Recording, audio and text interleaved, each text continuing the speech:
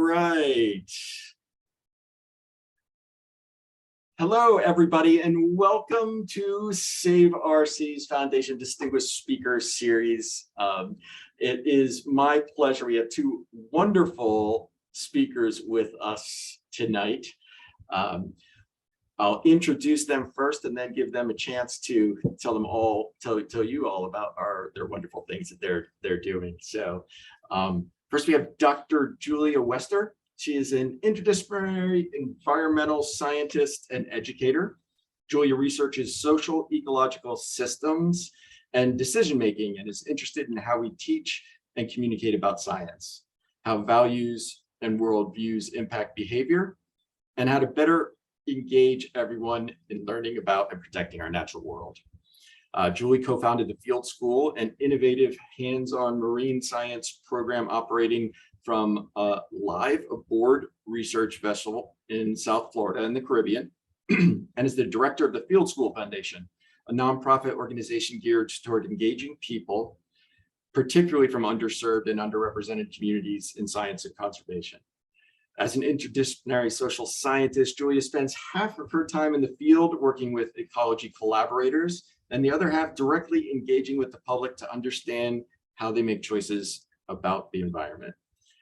Julia has previously worked in environmental policy at the state level and on the creation, development, and evaluation of environmental education and outreach programs. She also teaches environmental policy and environmental decision-making at the University of Miami's Center for Ecosystem Science and Policy. Welcome, Dr. Julia Wester. Great, thank you so much for that. I'm really excited to share some of the research that I've been working on the last couple of years, funded by the Save RC's Foundation. Let's see if I can share my screen here. Sure.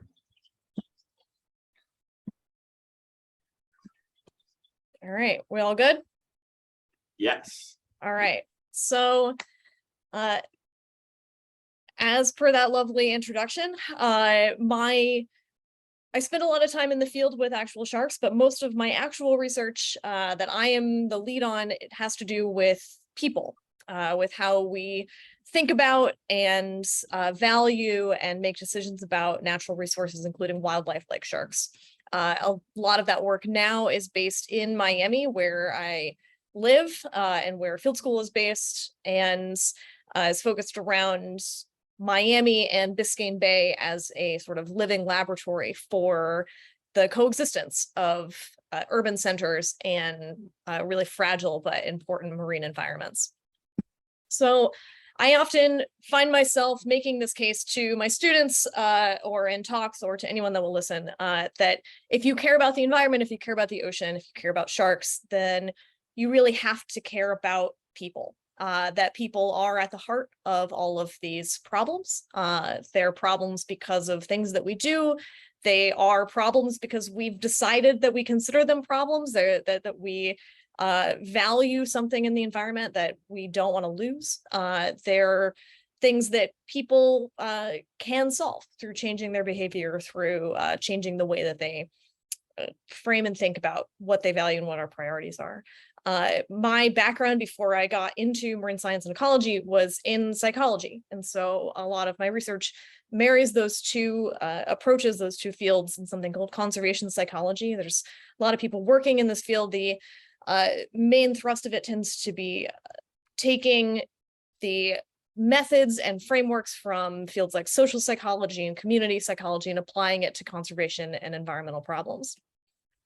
So before I dive into some of the complexity, I want to sort of like put up for inspection a really common model that people have for how we make decisions about the environment, how we decide what we're going to do, how we behave. And that model goes something like, if people knew what I knew, if they had the facts that I had, if I could give them this information and this knowledge, then they would think the way that I want them to think, or the way that I think about things. They would value things that I value, and then they would do the things that I want them to do. So knowledge predicts attitudes, predicts behavior. This in the literature on environmental or conservation psychology is called the knowledge gap model. So the problem is that people don't know enough, and this has a lot of like intuitive appeal for people working in conservation spaces, people that care about the environment. It like feels right in our gut. We want this to be true. And the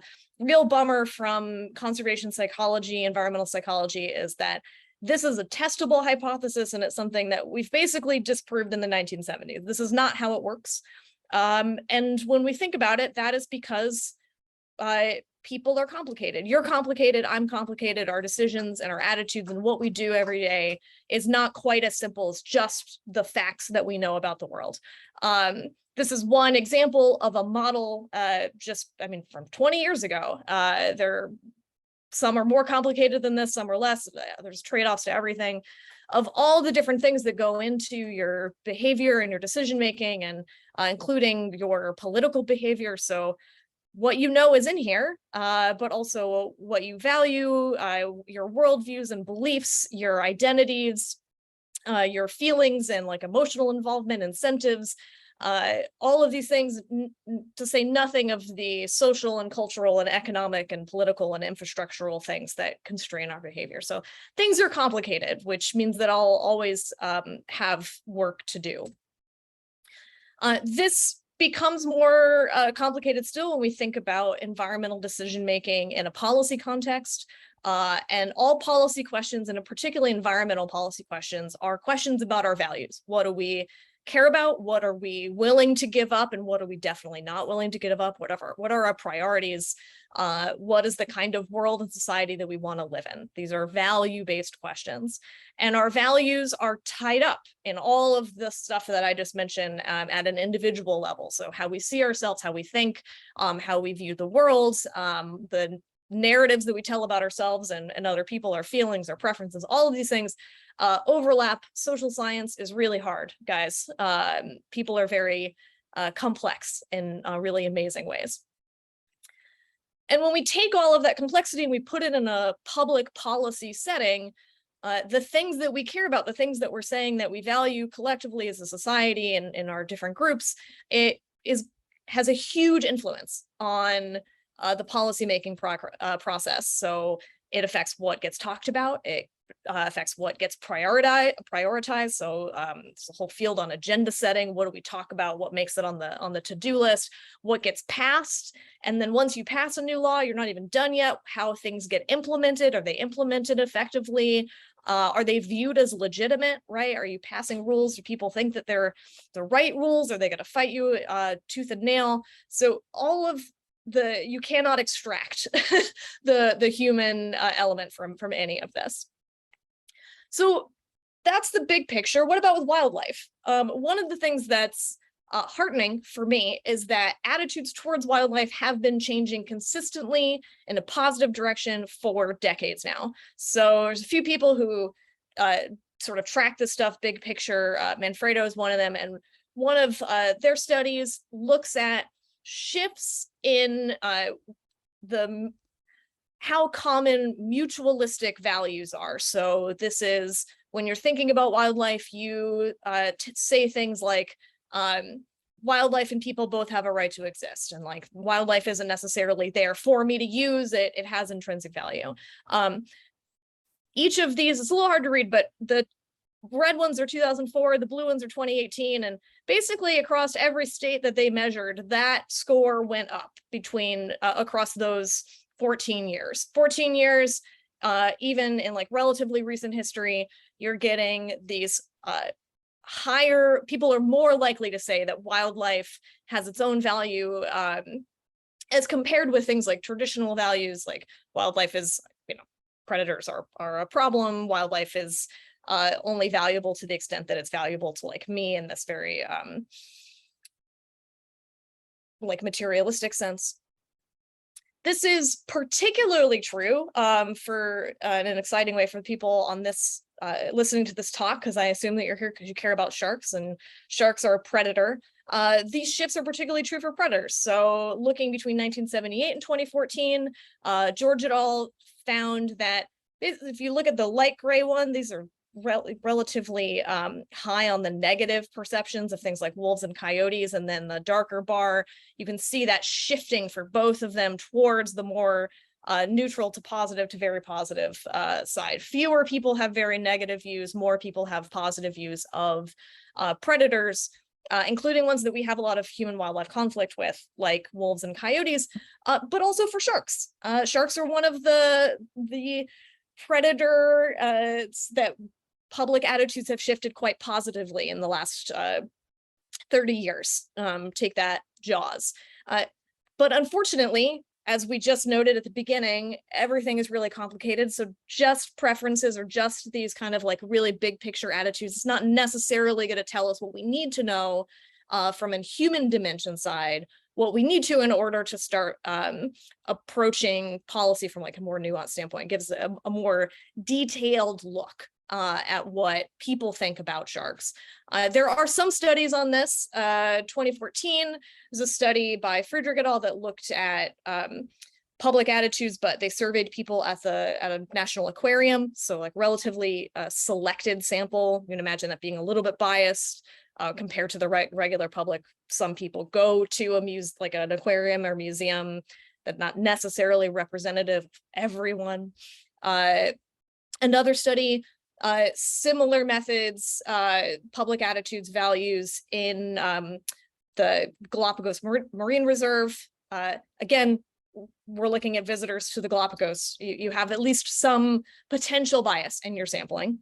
Some other studies have gone the other way. So big picture, global survey, tried to get, all over the world, what do people think? And this is, extremely representative. But there's always trade-offs to breadth versus depth when you're looking at like human research. You can get a lot of information about a small group of people or like a shallow set of information for a larger group of people. There's trade-offs. That study looked at whether or not people were relatively correct or incorrect about a small number of like factual statements about sharks in general. They looked at some attitude survey or attitude items that have some value-based frameworks and like kind of underlying ideas to them. This is definitely interesting. But the thing that I wanted to do, sort of building off of this, is go into a little bit more depth and detail. So for the Save Our Seas Foundation, I did 3 projects. The first was looking at this in the United States. So, we're narrowing, this is not everybody, but what does the US population know and think about sharks and shark conservation in a little bit more detail. And then with follow-up studies looking at public environmental attitudes in the context of my main study location, Miami-Dade and Biscayne Bay, and then did a follow-up study on that, seeing if we could use sharks as a sort of ambassador species in messaging to see if we could shift attitudes. I'm mostly going to be talking about the results just for time of the first study today, this number 1, and I'll touch on the other 2 at the end. So this first, the methods across all of them, this is research conducted in the time of COVID. So 3 large online samples, surveys. This first one that I'm talking about in the US population had about 750 respondents. On that survey, we measured a bunch of different stuff. We looked at where people got information about sharks and what sources of information they trusted, how they felt about different threats to shark populations. What did they think were the most important, the least important? What did they feel like they knew about? What was their sense of relative conservation status of some kind of relatively high profile, but very different species of sharks and rays? What did they think about shark attack, right? Whenever we're talking about sharks and shark conservation, shark policy, you can't avoid the shark attack discourse. How important is this really? What were some of the values that people attributed to sharks in general and like shark population survival? What policies in general did they support? And then also specifically, who did they think was responsible for shark decline? So one of the things that we wanted to get at here, and we'll look at this in the results, is the conservation discourse around sharks tends to be focus very narrowly on things like shark finning. And so there tends to be like the problem is somewhere over there and it doesn't really have anything to do with me. And we wanted to see if that showed up in the attitudes in the US population. Did people feel like they could do something, like their behavior was relevant, that they could change something and do something to help sharks? And how willing were they to make those behavioral changes in order to do something to help sharks and shark conservation? So we'll go through most of those relatively quickly, probably. So the first is, where are people seeing information about sharks? I don't know about you guys, but this surprised me a little bit. Most people in the general public said documentaries, television news, newspapers, the social media platforms less so. This shouldn't have surprised me, but it surprised me because I'm in my little shark conservation social bubble on social media, and so I'm like, I hear things about sharks on the internet all the time, every day, but obviously I'm not representative of the general US population. The thing that some of you might be thinking about that hasn't shown up yet, what about Shark Week?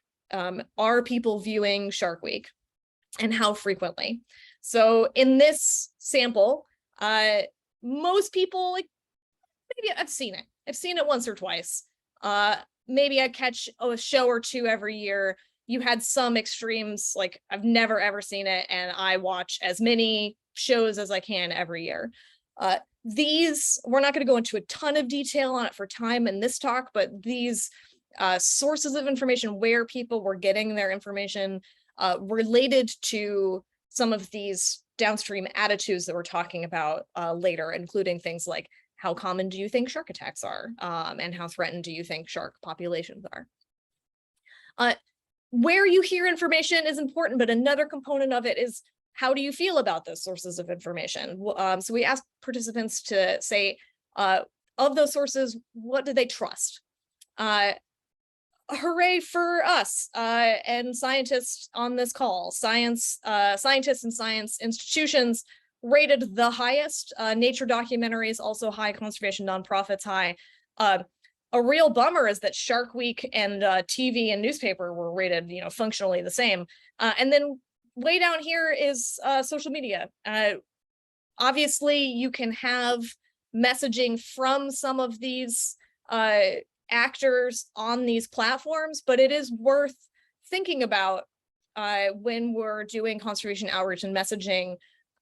Where are we reaching people? It's really cheap and relatively easy to post things on social media, but whether or not that's having the impact that you want, it might be worth focusing efforts elsewhere.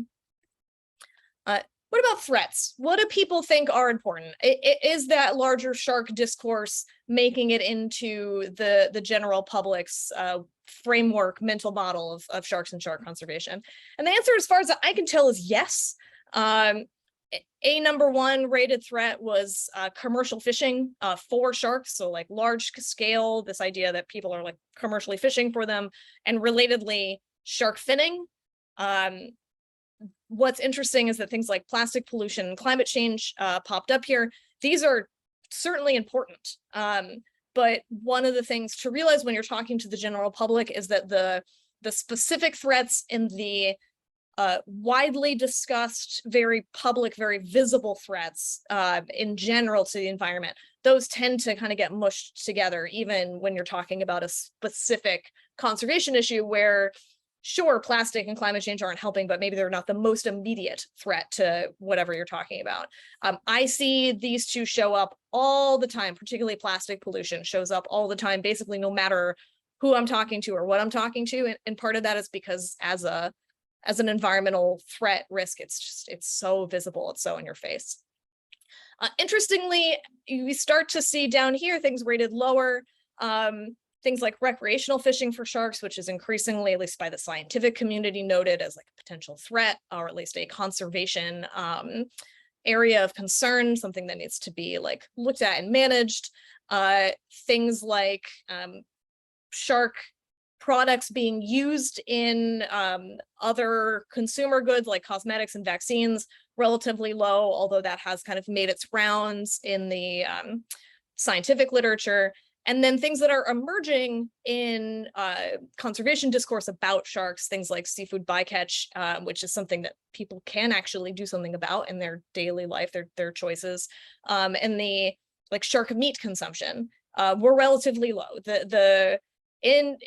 According at least to this participant pool, commercial fishing, shark finning were the things that they were most aware of and concerned about when it came to sharks. What about the public's ability to discern relative threat to species? We talk about sharks and shark conservation, but we know that that is a very large group. Our elasmobranchs, and if we're considering not only sharks but also rays, are this incredibly large and diverse group with many different levels of threat and concern. When we asked people to rate how threatened they thought different species were, great whites were considered the most, and interestingly, sawfish the least. For those that want a point of comparison, I've color-coded these to match the IUC and red list status. So it's not that they're completely wrong, but there really isn't a pattern. There's not a correlation between the scientific community's assessment of global population status and what people think about different species. This is particularly important for species like angel sharks and sawfish, which some other recent research have noted are undercovered in news media. So part of this may just be, I think, species that I've heard about are in more trouble, which is like a weird mirror image of a phenomenon that we note in conservation psychology, which is this availability bias. If you hear about something a lot, you tend to think it's more common. So there's the risk if you have nature documentaries showing these species, people will think that there are more of them than they are. At least in this study, in this instance, it seems like that did not play out, and if anything, the opposite. What about shark attack? The shark conservation elephant in the room. Every time I talk to someone about sharks and shark conservation, attacks come up in some form.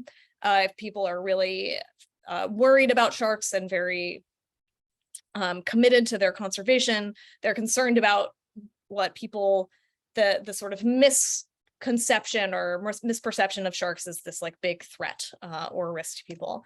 In this survey, a little under 37% of the people said that they'd heard about a shark attack recently, which is interesting, an interestingly high number. When we asked people how common they thought shark attacks were, we got this sort of bimodal distribution. Some people thought extremely common, sort of more leaning on the slightly, and then you had some people saying extremely uncommon, which is where I think people working on this issue would like that attitude to be. When we use non-parametric stats to see if these are associated, the answer is yes, very much so, which basically the stats here mean that if you had heard about a shark attack recently, you are more likely to think that they are more common versus the inverse of that. So this is an example of that availability bias playing out. I've heard about it. That means it's probably more common, more likely to happen. What about those values I've been talking about so much? So people ascribed a number of values to sharks, including this idea of like they have a right to exist. They're economically important. They're ecologically important. The idea of sharks being economically important is a very common refrain in conservation messaging right now, and like in the last decade or so. So the idea of like sharks being worth more alive than dead, wildlife needing to pay its own way, sort of ecotourism, neoliberal discourses around conservation. Interestingly, in this survey, that was the least important value for people. That's not something that they really ascribed very strongly to sharks, and the more like mutualistic attitudes that I noted earlier in line with those bigger picture wildlife attitude trends in the US were in evidence here. They have a right to exist. That's like that existence value or intrinsic value, or they're important to ocean ecosystems. In terms of policies, there's lots of different potential approaches that we can take to protect sharks. The thing that I think is of note here is that we had several policies associated with sharks in this survey that I would consider sort of negatively valenced. There should be no laws against killing sharks. There should be no restriction on shark fishing, et cetera. So things that are really not, we'll say, pro-shark. Those were statistically much lower than the call like pro-shark or potentially like protective of shark policies. Across the board, the pro-shark policies were more endorsed. Later, when we talk about pro-shark policy attitudes in general, these can be, we're not talking about these up here. So not only am I interested in these like bigger picture like attitudes and perceptions of the world, but also how do people view themselves in relation to these issues?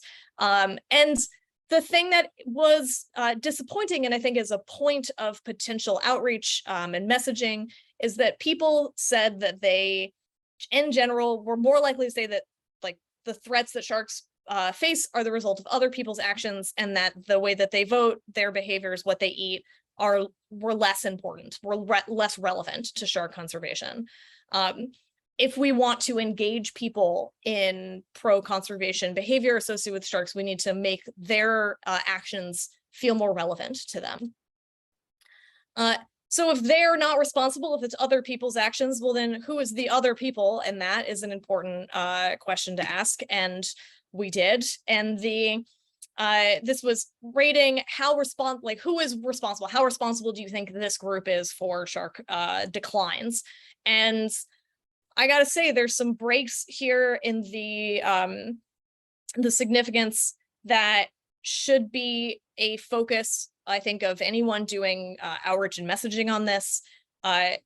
The commercial fishermen from China, commercial fishermen from Japan, and commercial fishermen from other countries outside of the US were rated the most highly, along with people who eat shark fin soup. But commercial fishermen in the US, recreational fishermen, government, and you were rated much, much lower. So thinking about how we engage people and not frame shark conservation as a problem to be fixed elsewhere, I think is an important conservation message, particularly because even if you are not consuming shark fins, like if you're eating non-sustainable seafood, if you're not engaged politically on these issues, there's more that can be done. So the sort of last thing I'll talk about here is the larger regression models that we built, trying to see how all of these things relate. There's a bunch of like really interesting associations within these variables, but when you put them all together in a model, we looked at two things. So what predicts policy support, that like pro-shark conservation policy, how do we nudge, what predicts people being higher on that scale? Not surprisingly, the pro-environmental attitude, this idea that your behavior is relevant, was positive. Interestingly, so one, the belief that shark populations are endangered was a positive predictor, and that item about the other, like someone else somewhere, in another country being responsible for shark declines, was actually a positive predictor of pro-shark policy support, which is possibly why we keep going to that well. Negative predictors, belief that shark attacks are common. So if you think that they're common, you're less likely to support policy, having heard about an attack recently, and feeling personally responsible, like it's not my fault, but you are in support of policy. The exposure variables to different kinds of information that correlate in interesting ways, when you put them all together here, that significance drops out. Overall, we're predicting about 67% of the variance in policy support around sharks, which is like not bad for social science. Also looked at people's intention to change their own behaviors using the exact same variables. In this model, a lot of things were positively correlated, including feeling personally responsible and that self-efficacy. So people that are engaged in these things They think that their behavior is relevant.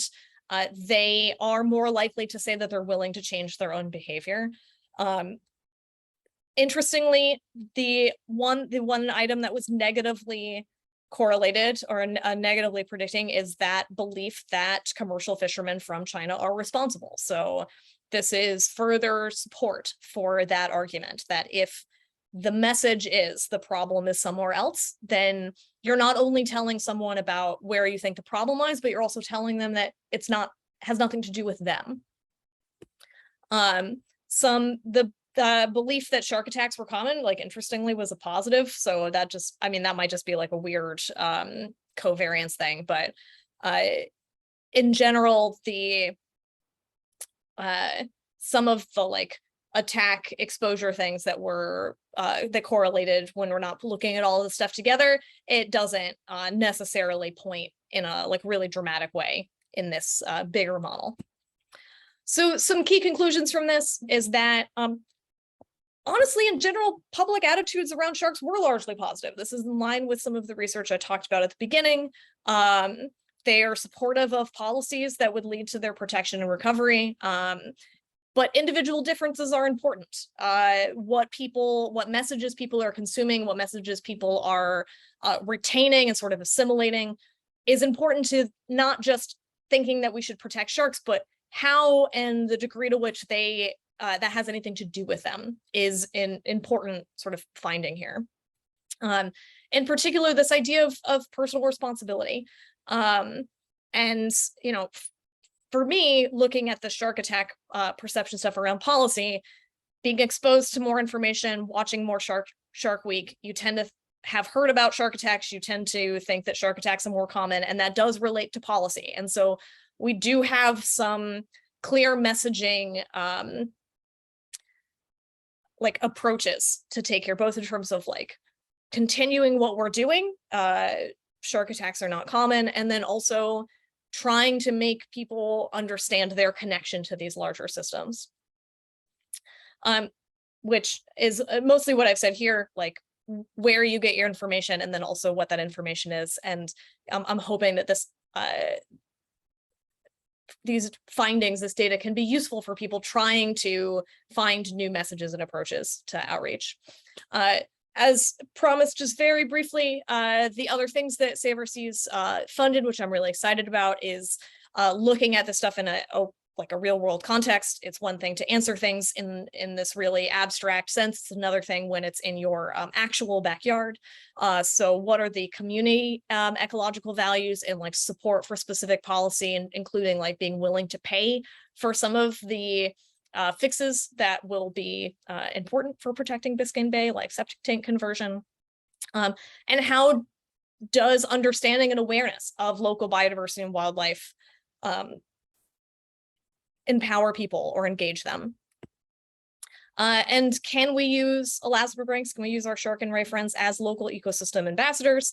I did some initial what's called framing experiments where we showed people different information and then we saw if it nudged their attitudes, and the answer is it didn't in this case. So we need to go back to the drawing board on like what those messages are and how they're framed and how people are seeing them to see if there is something here. But I'm encouraged by it. This little guy is a juvenile great hammerhead that we caught here in Biscayne Bay. And we have a paper out about Biscayne Bay being a juvenile great hammerhead nursery area. And so there's a lot happening here, even though Miami is this big urban sprawling disaster. I believe I spoke way too long, so I apologize for that, but I'm happy to answer any questions, and thank you so much for your time. If you want to get a hold of me, my email is right there on the screen. Thank you so much. Yeah, Dr. Wester, that was wonderful. It's so fascinating, that job of really going from that information to creating behavioral change, right? That's the key. And I was curious, and then I'll ask another question. We have one question from in our chat, but does it make it difficult, or have you seen it difficult to create or analyze that behavioral change when something, like you mentioned, is a little bit more abstract, right? So it's not in your front yard, that if you don't have a a butterfly bush in your front yard, you don't see butterflies. But Right. the fact that some of these things take longer time or are just less visible to those folks, creating that behavioral change, it can be challenging, right? So just wanted to see what Oh, yeah, no, totally. I mean, and how much time do you have? I think, in general, the shape that my research has taken is less about I don't know, optimizing you as an individual, like only eat MSC seafood, although that's great, recycle, although that's great. But trying to see the connections between social and environmental problems because they are inextricably linked, and getting involved where you live in your community and finding people that care about the things that you care about, but maybe in like a slightly different way, building community, building coalitions, because that's how larger scale systemic changes happen. That's how you deal with those larger scale problems like climate change or like long-term population declines. You have to have that what's called social capital or capacity. So you have to be able to talk to people in your community, in your neighborhood, even people that are not in your social group. That's sort of the foundation of that kind of change.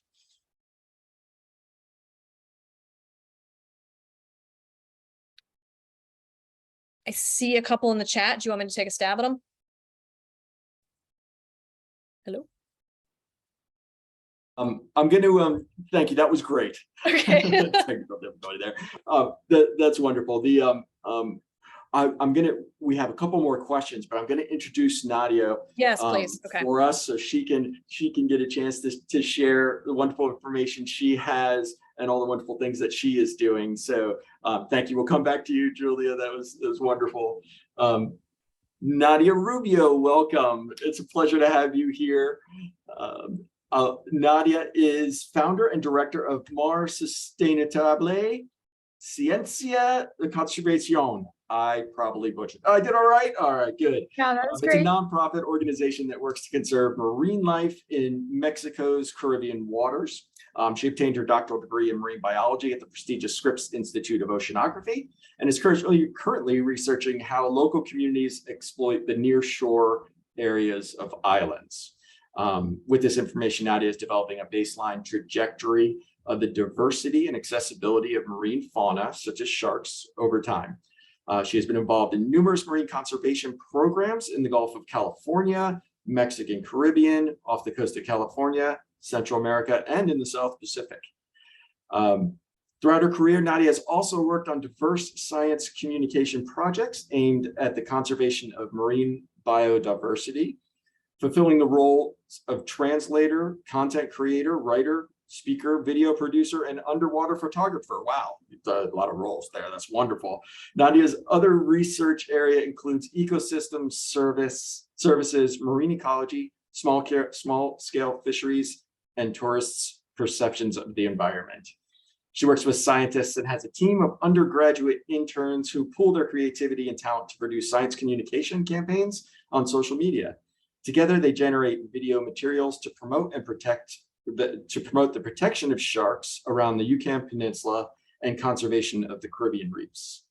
Nadia's scientific works and environmental education efforts have been supported by the National Oceanic and Atmospheric Administration, NOAA, and the University of California, San Diego, the Rufford Foundation, Idea Wild, the WWF Russell E. Train Education for Nature program, the Women Divers Hall of Fame and the Patty Foundation, and of course, the Save Our Seas Foundation. So Save Our Seas, thank you for having Nadia here. Welcome, Dr. Nadia Rubio. Thank you, Craig. Okay, so I'm going to share my screen, right? Yes, let me know if you. One participant can share time.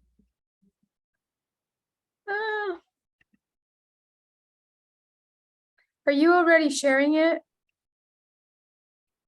I am not. I just made it so multiple. You want to try again? It says that only one participant can share at a time. I don't know. multiple participants can share simultaneously? Do you have to? If you just click the share screen, you should be able to.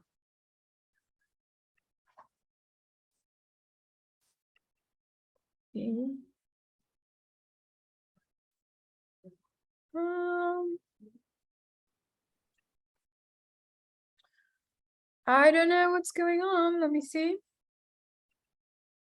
Here it is.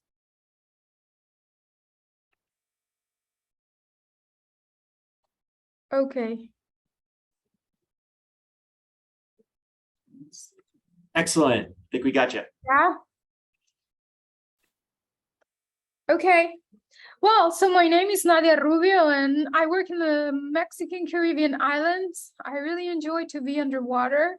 And today I'm going to talk to you about our interdisciplinary work to study coastal exploitation on Holbox Island. And so touristic islands in the Mexican Caribbean that are very popular now is Isla Holbox, Isla Mujeres, and Cozumel. And today I will be talking to you about our work here in Isla Holbox, which is in the north part of the Yucatan Peninsula. And our work there begins in 2015, where we started collecting interdisciplinary data on coastal exploitation. And this picture is from Holbox Island in around 1935. And so why this type of studies are important is because we humans have changed ecosystems very rapidly and extensively in the last 60 to 70 years. And we are continuing to have this growing demand for food, for fresh water, for fuel. And there's this global problem of overfishing. And this is a problem in small-scale fisheries. And in small-scale fisheries, there's also this gap of knowledge. And especially in developing countries and regions like in the Caribbean and in many areas of Latin America. And so an interdisciplinary approach to study coastal exploitation gained momentum a couple of decades ago with the early studies of Jackson and Pauly. And so on Holbox, we wanted to study this interdisciplinary approach for coastal exploitation, and a key member of our research were the fishers and their local knowledge. So I will be talking to you about these results of the local knowledge that we have collected from the fishers on Holbox.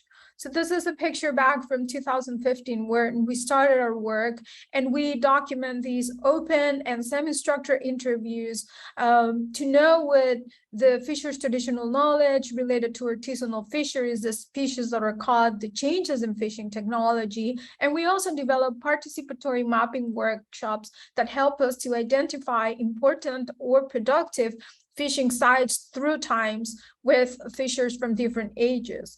We also collect their narratives, which have social, political, and cultural aspects related to fisheries, related to nature, or related to the landscapes. And we do archival research. We use historical sources, but we also use gray literature, which helps us also to piece this story about the existence of sharks on Holbox Island. We also collaborate with a group of archaeologists from UCSD and from Georgia State University. And this group of archaeologists has been working in this ancient Maya port, which is called Vista Alegre, and they've been doing their excavations of faunal remains. When it's possible, when we have a budget and when we have diving facilities, we do underwater descriptions of this historical fishing sites or historical productive fishing sites that we collect from the fishermen. And so this is just an example of the data that we obtained from the surveys. We obtained data of species that were present. And in our early findings on Holbox, we were very interested in how we were finding that the presence of big sharks was very popular on the island. And this situation has been changing with time. And so when we looked at this information, we were interested in focusing our research in what's going on there with the sharks. And as I mentioned you earlier, our fisheries survey had a geospatial component where, with the help of the fishermen, they would draw their important and productive fishing areas in the map. And just again, this little piece of land is Holbox Island. So if you want to go to Holbox, first you have to go to Chiquila Port and take a ferry from there to the island. And here I just put Cancun because it is an important site, that a very popular touristic site. Many people, maybe people from Florida, have been there to Cancun. So it's kind of north of Cancun, Holbox. And with these earlier findings, we were able to identify where fishers from different ages were fishing. So they were fishing close to the coastal area, which are the areas in red that are important for their fishing sites from different for fishers of different ages. For example, elder and middle-aged fishers were fishing closer to the coastal area, and young fishers are fishing more farther. And then also young fishers are more focused on the whale shark tourism, with in mid-2000s became very, very popular, and now it's an important economic source for locals.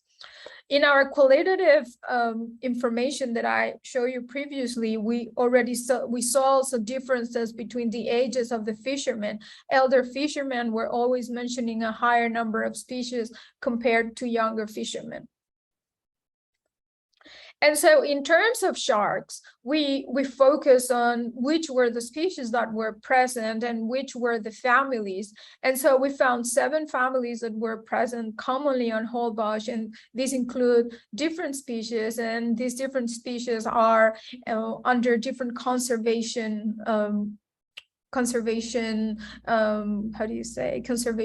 sectors according to the IUCN. And with the information of the maps that I showed you earlier in the methods, we discovered all these different polygons, but we were able to select only the polygons where the sharks were present. And we were able to know the number of species that were present in these polygons.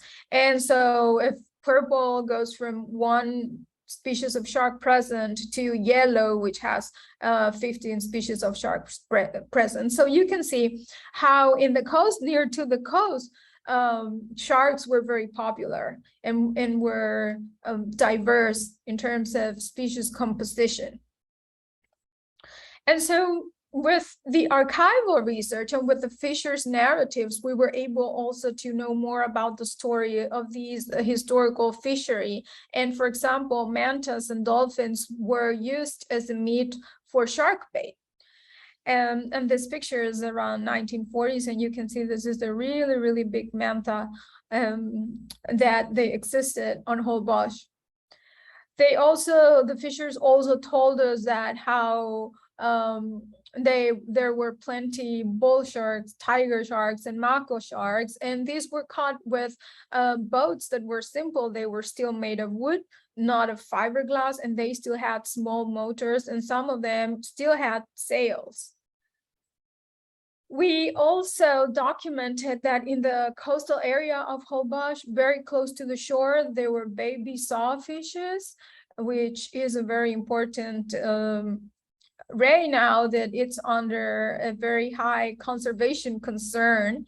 And in this picture, there are no sawfishes in the picture, but I'm showing it to you just so you can get an idea of how the beach of Holbox was at that time. There was no electricity, so everything was salted and dried to the sun. And so it is in that time where fishers recall watching baby sawfishes near the shore. And this is how it looks now. So things have changed a lot. Another stories from the traditional knowledge of the fishers are these small islands that are in the Yalahao Lagoon, where the area in the map was in yellow, where a lot of shark species were. And so these small little islands inside the lagoon are now important touristic sites for bird watching and for landscape watching. But these areas used to be very popular for fishing baby sharks of black tips. And Another story that we documented about the whale shark, which is now a very important economic source for locals. Before, it didn't have any economic relevance. The importance for them was that together with the whale sharks, there were a lot of fish swimming around them, and that meant a good catch for them, a good catch for the day. So they really like whale sharks for that, not because for the profit or for tourism of whale sharks was still not there. And our results with the archaeologists, we're still working on that data, but the early findings are that the remains of carcharodonid sharks are very popular in the sample, and also the sawfishes are reported in the sample. So it helps us to understand the long-term presence of carcharodonids in the area.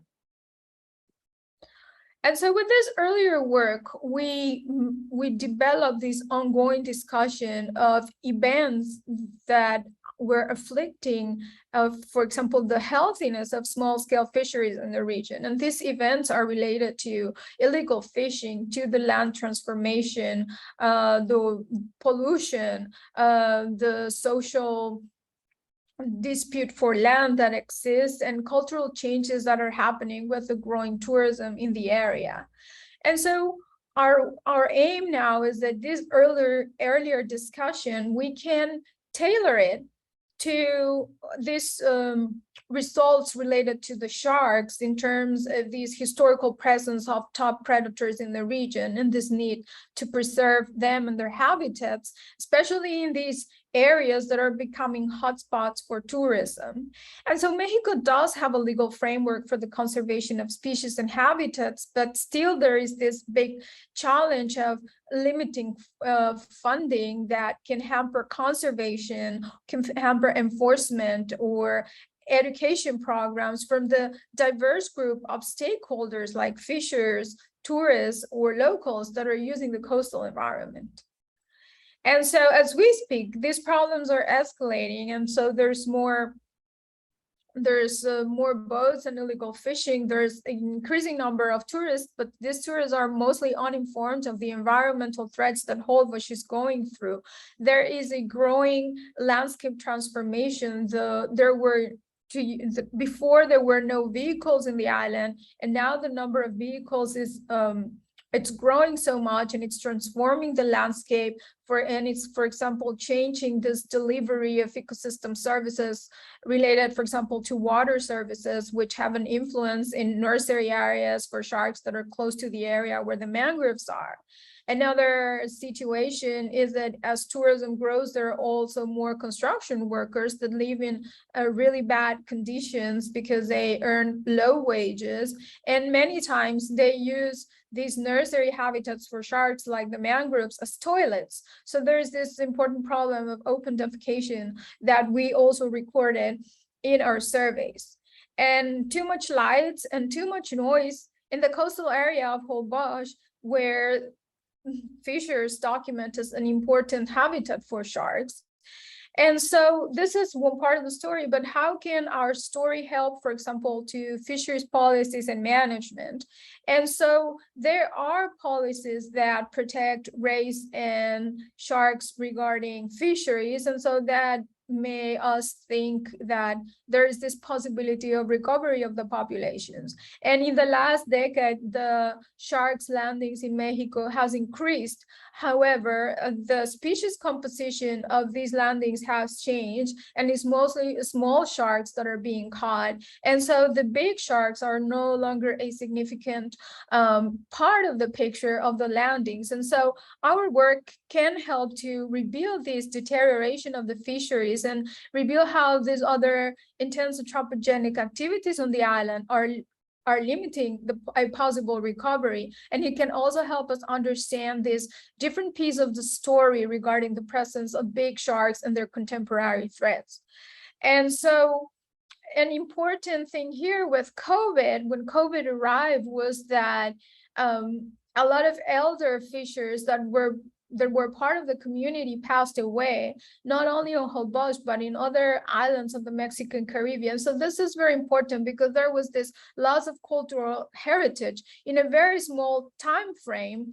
And this is important because the landscapes are changing also so fast because of the tourist development that occurs in this region, that information is being lost. So COVID was this parenthesis to really be aware of the importance of these social ecological data and how can it be used for conservation. And so Save Our Seas Foundation has been supporting to continue our scientific research on the island, but has also supported us to continue with our science education and science communication. We have a story with science communication. We have worked with Holbox community since 2015. On social media, we create stories of the landscapes that we communicate. And as time was going, in 2019, we created our first short documentary, and this short documentary gave us a lot of exposure and support.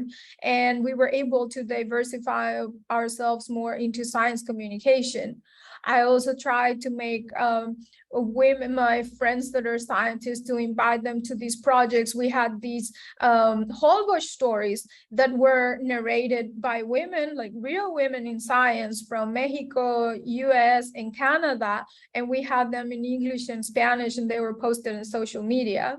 And then Save Our Seas Foundation arrived, and it was this very positive thing because we were able to create our Sharks Club in Mexico. And it was a time of COVID, so we couldn't go to the community still, but we decided to make these activities online. And so that was good because we had the opportunity that kids, not only from the Yucatan Peninsula, but also from Mexico and other countries in Latin America, united. And so for a period of 6 months, we got together during the week, and we would develop and give several classes about shark ecology, biology. We will do things with our hands, like hats or with the mouth covers, and it was a blast. We would write poems we would give a class, for example, about the importance of sawfishes, and then we would write a poem to the sawfish. We would play with Play-Doh.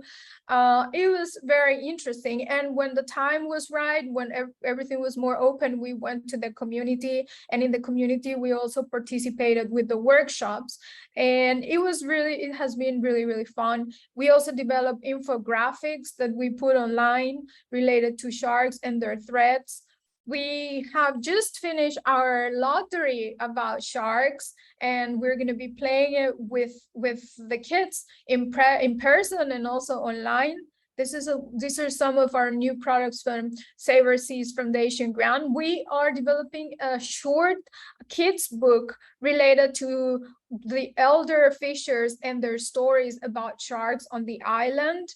And last but not least, we're just finished a documentary that has the fishers' narratives related to sharks on the island. So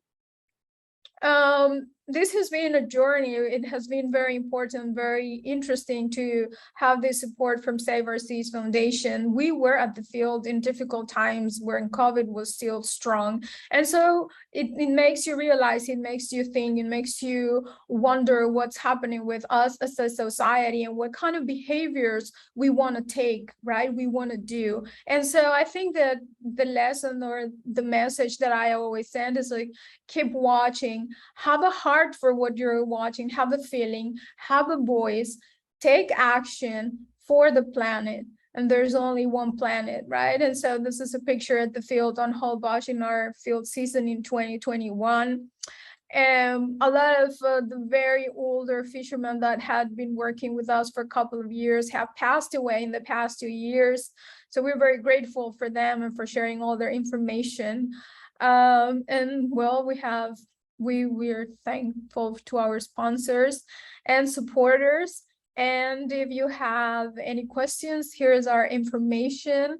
If you would like to follow us on social media, that would be great. It helps us a lot for continuing raising funds for science, communication, and education. And that's it.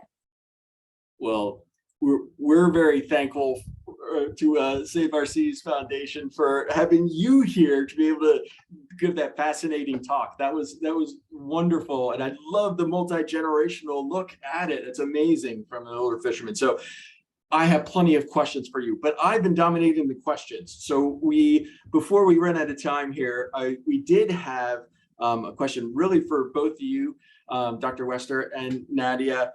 One of the questions that came in was, so we have a lot of our audience are future marine biologists and world changers like yourselves. And want to know how you got involved in that from the start, and any suggestions for them to go into the to follow in your footsteps, go into the field. Well, take action, get close to people that you really like. I remember I would used to write to doctors that I was interested in working on, even when in a very young part of my career. And sometimes it worked and sometimes it didn't. And you have to overcome the rejection, I would say that, and fight for what you want. There's like a lot of opportunities, and this world of conservation is also very selective. It's not very diverse, and it's not very open. And also, especially in Latin America, especially in Mexico, there's a lot of machismo too. And so you kind of have to be a little bit deaf, a little bit blind, and follow what you want to do. I would give that recommendation. If you really, really want to go into marine science, it's going to be a challenge as in any other field, but there are many ways to pursue it. But I think the way to pursue it is just have these drivenness and these opportunities. And I think in the United States, there are much more opportunities for these, like the volunteering, the groups, the resources, and I think that's great. Yeah, I mean, echo everything that Nadia said. Part of getting over the rejection is not just like pretending like it doesn't hurt, but like it's exposure therapy. You want to just like put yourself, in front of as many opportunities as you can. Really good advice that I heard one time is apply to so many things that when you get the rejection email, you like forgot that you applied for it. You're like, anyways, so it doesn't become like a big deal. A thing that I tell my students when I get this question is, because the environment is everything and it's so complicated. The good news is that means we need everyone. We don't need everyone to be, me, or everyone to be Nadia, or everyone to be a environmental chemist, or anything. You need to think about your own experiences. What are the things you like doing? What are the things that you're really passionate about? What are you good at? What are the tools that you want to bring to the table here? Are you good at writing? Are you good at storytelling? Are you good at math? Or, any of those things? That's where you look at the sort of center of that Venn diagram, and that's where you head.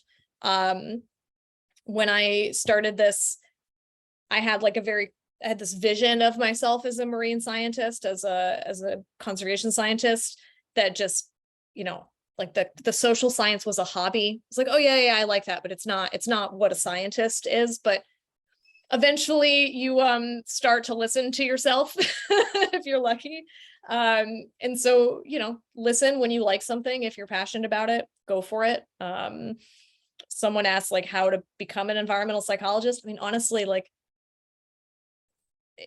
I would say think about the tools you want in your toolkit. So, learning to have conversations with people. If you want to do science, do stats. It's like helpful no matter what you're doing, even for qualitative work. But yeah, like, what are the classes you like? How do you like to spend your time? What do you want to do?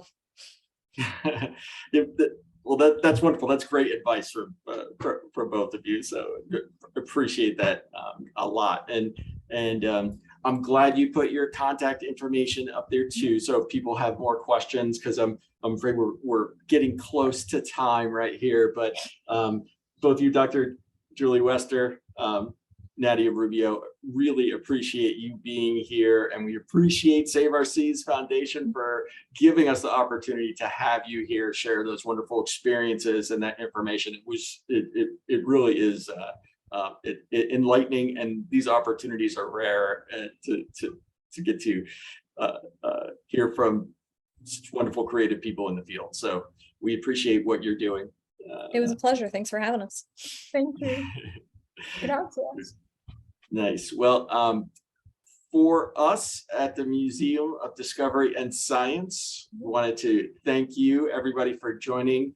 And me, I'm Greg Nagel, Director of Public Programs here at the Museum of Discovery and Science. And again, I'm going to share my screen up here if I can, and